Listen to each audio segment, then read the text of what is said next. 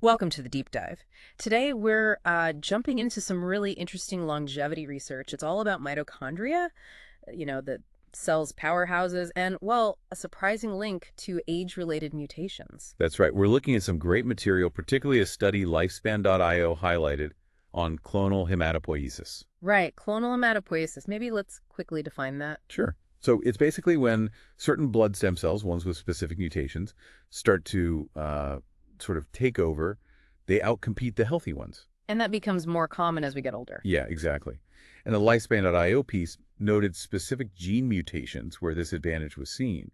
It's a worry because it bumps up the risk for things like leukemia, even cardiovascular disease later on. Okay, so the big question is how? How do these mutated cells get this edge? Well, and this is the fascinating bit. It's not simply that everything is just, declining with age. Right. Some research suggests these specific mutations might actually be benefiting from, well, get this, better mitochondrial performance. Better. That sounds completely backwards. Enhanced mitochondria helping mutations. It does seem counterintuitive, doesn't it? But think about mitochondria beyond just energy. They're huge in cell signaling survival pathways. Ah, okay. So it's not just the power plant. Not just the power plant. This study is proposing that certain mutations can actually tweak how mitochondria work in those cells, make them more efficient in certain ways.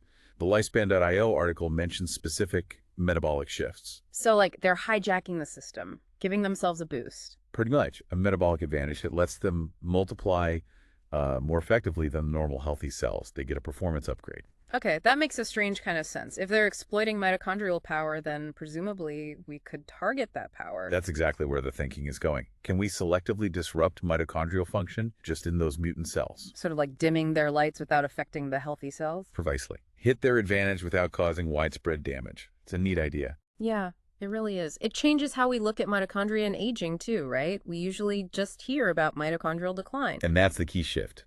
It suggests mitochondrial changes in aging aren't uniformly bad. Some might actually, maybe inadvertently, create conditions where these mutated cells thrive. So it's not just passive decay, it could be an active player in some age-related diseases. Potentially, yes. These mitochondria might be actively helping these bad actors, as you said. So where are we with this? Is this lab stuff, or are we talking potential treatments soon? Oh, definitely early stages. Important to stress that. Most of the strong evidence is from model organisms, lab studies, in vitro work. Yep. Getting this into actual human therapies. Well, that's still down the road. Yeah. A significant step to take. Sure. But even now, it feels really relevant for thinking about healthy aging, doesn't it? Managing disease by targeting how cells interact, maybe manipulating mitochondria.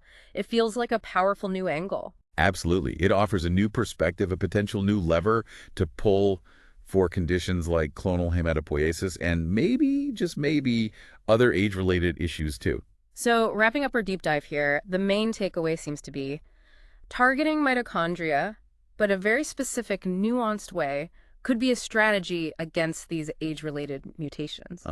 By disrupting that metabolic advantage they seem to get. You might be able to slow them down, perhaps even push back against their dominance. That's the hope. And it leaves you with something to think about, doesn't it? What if these tiny powerhouses, our mitochondria, aren't just energy slaves? What if they're actually like conductors in the complex orchestra of aging, influencing health and lifespan in ways we're only just starting to understand? A very different way to think about aging and how we might tackle it. Food for thought, indeed.